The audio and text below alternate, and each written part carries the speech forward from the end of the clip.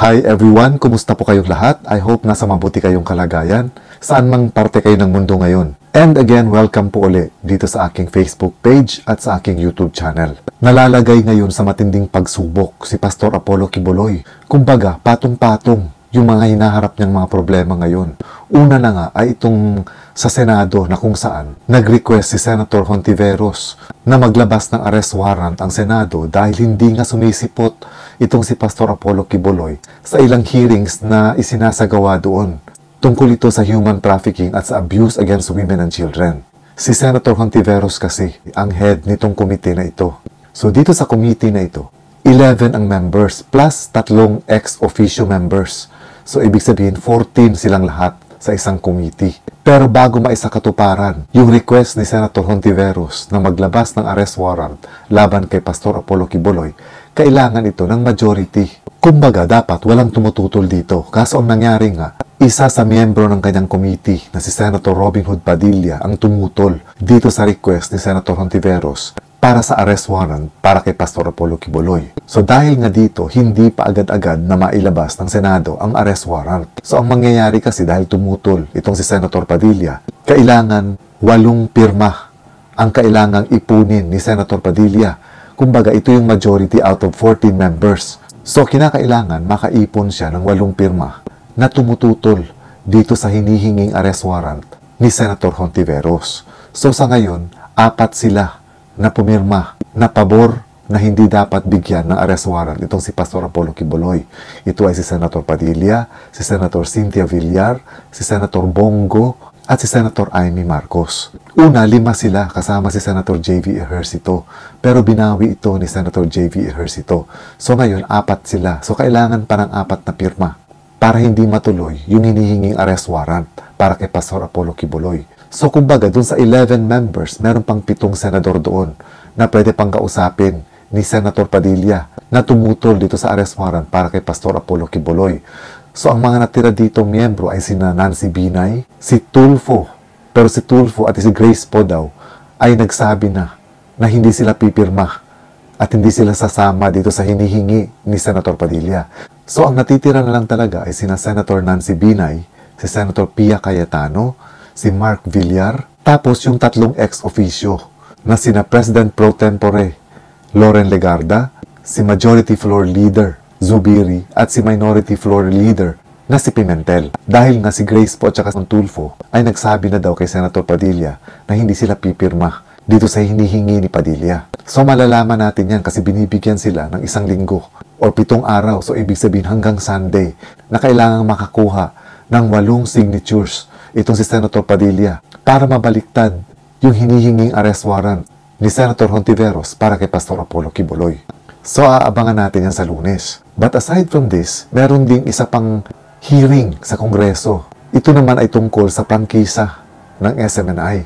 Pinapatawag din dito si Pastor Apollo Quiboloy dahil ayon nga sa Kongreso, hindi sila naniniwala na hindi pagmamayari ni Pastor Quiboloy ang SMNI. Kung kaya, dahil may mga violations daw ito, pinapatawag nila si Pastor Apollo Quiboloy sa Kongreso para magpaliwanag din. Ang kaso, hindi rin ito sinisipot ni Pastor Apollo Quiboloy. At sabi nga ng ibang mga taga-Congress, mapipilitan din daw sila na maglabas ng arrest warrant kung sakasakali ngayong March 12 sa kanilang susunod na hearing ay hindi pa rin sisipot itong si Pastor Apollo Quiboloy. So kumbaga, kung makakalusot man siya dito sa Senado, kung halimbawa makakuha ng 8 signatures itong si Senator Padilla para baligtarin yung request ni Senator Hontiveros, hindi pa rin siya totally na makakalusot dahil meron pa rin isa sa Kongreso na kung saan may nag-aantay din arrest warrant para kay Pastor Apollo Quiboloy. And apart from that, binaliktad din or ni-reverse ng Department of Justice yung earlier ruling ng Korte ng Davao City na kung saan dinismiss yung kaso na isinampa ng isang nagrereklamo din laban kay Pastor Apollo Quiboloy. Ito yung reklamo tungkol sa anti-child abuse law na isinampa dati sa Davao City.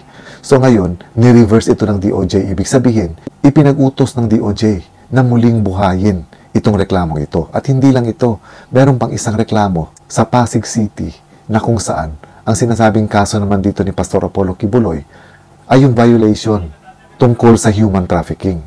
So kumbaga, itong 2 kaso ay ni-reverse ng DOJ. So, ibig sabihin nito, mauungkat or mabubuhay uli itong 2 kaso. Ngayon, gagawan o siyempre ito uli ng preliminary investigation na kung saan ang DOJ nang gagawa nito. At kung sakasakali man, makikitaan ito na may probable cause na talagang kailangan palang ituloy itong pagsampa ng mga kaso laban kay Pastor Kibuloy. Dahil mga non-bailable itong mga kasong ito, maglalabas din sila ng arrest warrant para kay Pastor Apollo Kibuloy. So kumbaga patong-patong na arrest warrants kung sakasakali ang matatanggap ni Pastor Apollo Kibuloy. Ang kaso nga lang sa ngayon, walang nakakaalam kung nasaan si Pastor Apollo Kibuloy. Pero sinasabi naman ng mga authorities na nasa Pilipinas lang, hindi nga lang maitumbok kung saang lupalop siya ngayon. Dahil ayon nga kay Pastor Apollo Kibuloy, nagtatago siya dahil merong matinding banta sa buhay niya. Ang nagbabanta daw sa buhay niya ay ang US government. Ngayon, ang isa pang matindi dito, ang US government naman na kung saan wanted din itong si Pastor Apollo Kibuloy ng FBI. Naglabas din ngayon ng utos ang korte ng US na ina-unseal na nila ang arrest warrant para kay Pastor Apollo Kibuloy. Ibig sabihin, bukas na ang mga documents tungkol dito sa mga kasong kinakaharap ni Pastor Apollo Kibuloy sa Amerika. Kasi usually, pag ganito, sealed ang mga documents. Kumbaga, hindi ito ginagawang public. Pero this time, in-unseal nila itong mga kaso ni Pastor Apollo Kibuloy. So, ibig sabihin, public na ito. Ayon sa sinasabi ng iba, bilang pasimula daw ito para makapag-request sila ng extradition laban kay Pastor Apollo Kibuloy. Although hindi naman ito confirmed kung ito ba talaga yung plano ng Amerika. Dati daw kasi may kaso ring nangyaring ganito na kung saan ang involved ay isang Israeli na businessman na may kasong wire fraud sa Amerika. So ang ginawa daw, dahil wanted nga ito siya, ay inunseal nga yung kanyang arrest warrant para makapag-file sila ng request for extradition laban dito sa Israeli na businessman. And then, after that, kapag ka na-unseal na kasi yung arrest warrant, ibig sabihin, isi-share na rin nila ito sa Interpol. So, ganito yung mangyayari ngayon kay Pastor Apollo Kibuloy. Dahil in-unseal na yung kanyang arrest warrant, ibig sabihin, involved na rin dito ang Interpol. Ngayon, kung sakasakali ang magiging kasunod nito ay ang pag-request ng extradition ng bansang Amerika sa ating gobyerno sa Pilipinas, ang mangyayari, ang unang makakatanggap ng request na ito ay ang Department of Foreign Affairs o ang DFA. So, ang gagawin ng DFA, i-assess nila itong request for extradition ng Amerika. So, isa sa mga titingnan nila dito ay kung yung mga kasong involved o yung mga kasong isinampa laban kay Pastor Apollo Kibuloy ay mga offenses ba na punishable by 1 year or more na pagkakakulong. Kapag ganito yung magiging penalty ng mga kasong ito based sa ating batas sa Philippines, tatanggapin nila yung request ng Amerika.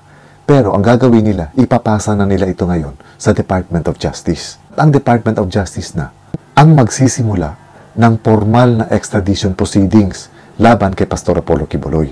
So ganun yung magiging procedures kapag ka nag-request ng extradition ang bansang Amerika. Ngayon, ang mangyayari naman kung sakasakali na matutuloy nga itong kaso ng Department of Justice laban kay Pastor Apollo Kibuloy and at the same time, magre-request ng extradition ang bansang Amerika sa bansa natin, ang mangyayari, base sa extradition treaty, ang nakasaad daw dito ay pwedeng ipadala o ipa-extradite ng bansang Pilipinas si Pastor Apollo Kibuloy pabalik ng Amerika para harapin at litisin sa mga kasong isinampa laban sa kanya o di kaya ay lilitisin mo na siya kung halimbawang may kasong ang isasampa ang DOJ laban sa kanya at pagkatapos ng kaso niya sa bansang Pilipinas ay saka siya ipapadala sa Amerika for extradition.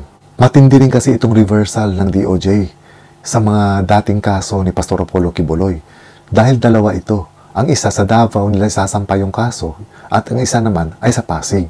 Pero mas gusto daw ng DOJ na litisin ang mga kasong ito sa Manila. Dahil sabi nga ni Secretary Remulla, mas maganda daw at patas ang magiging laban kung ang paglilitis ay gagawin sa isang lugar na kung saan walang malakas na impluensya ang inaakusahan. So ibig sabihin nito, yung kasong isinampa sa Davao ay ililipat. Kung pwede sana daw, sabi ni Secretary Remulla, ililipat nila ito sa Manila. Dahil alam din natin na taga Davao itong si Pastor Apollo Kibuloy at malakas ang impluensya niya doon. So ito yung iniisip ni Secretary Remulla. At isa pa pala dito sa pag-unseal ng arrest warrant ng Amerika, mabibilang na si Pastor Apollo Kibuloy sa sinasabing red notice. Ang ibig sabihin nito, red notice, ito yung color coding. Ito yung isa sa mga color coding ng Interpol. Kapag red notice, ibig sabihin, ini-inform ng Interpol At nire-request ng Interpol, ang law enforcement agency, ang bansa na kung saan meron silang extradition treaty for provisional arrest ng taong pinaghahanap nila habang hindi pa ito na-extradite o hindi pa ito nagsusurrender. So ganito yung magiging kaso at mangyayari kay Pastor Apollo Quiboloy. So hindi natin alam kung magpapahuli ba si Pastor Apollo Quiboloy o itutuloy-tuloy niya na yung pagtatago dahil naniniwala nga siya na politically motivated itong mga nangyayari sa kanya at sa kanyang TV station na SMNI. So yung 4 na senador na gustong baligtarin yung request for arrest warrant ni Senator Hontiveros, may kanya-kanya silang mga rason. Medyo malabo lang para sa akin yung rason ni Senator Robin Hood Padilla dahil ang isang sinasabi niya ay dahil daw meron tayong separation of church and state. Pero kung ganun, bakit hindi nila ito in-apply kay Senyor Aguila nung ipinatawag din ito sa Senado? So kumbaga, dahil ba hindi nila kaibigan o hindi nila kaalyado o wala silang nakukuhang matinding suporta kay Senyor Aguila kung kaya hinayaan nila ito na magkaroon ng hearing at ipakulong. So kumbaga parang nakikita ko dito kung ganun yung rason ni Senator Padilla, parang medyo double standard yung dating sa akin. Dahil kumbaga, dahil ba kilalang tao si Pastor Apollo Quiboloy, bigla niyang maiisip yung separation of church and state. Well, hindi ko naman sinasabi na dapat talagang arestuhin si Pastor Apollo Quiboloy. Pero dun sa reasoning ni Senator Padilla, para namang hindi masyado akong kumbinsido na yun nga ang dahilan kung bakit binabaliktad niya ngayon yung request ng arrest warrant ni Senator Hontiveros. Ganon din yung sinasabing rason ni Senator Cynthia Villar. Ang kay Senator Cynthia Villar naman daw, ang sinasabi niya, dahil ang pagkakakilala daw niya personally ay mabuting tao itong si Pastor Apollo Quiboloy. Ang tingin ko naman dito sa sinabi ni Senator Cynthia Villar, parang naging masyadong self-serving naman yung kanyang rason. Kumbaga, ibinoto sila ng mga tao. So, kumbaga, hindi yung personal na interest nila dapat ang pairalin nila.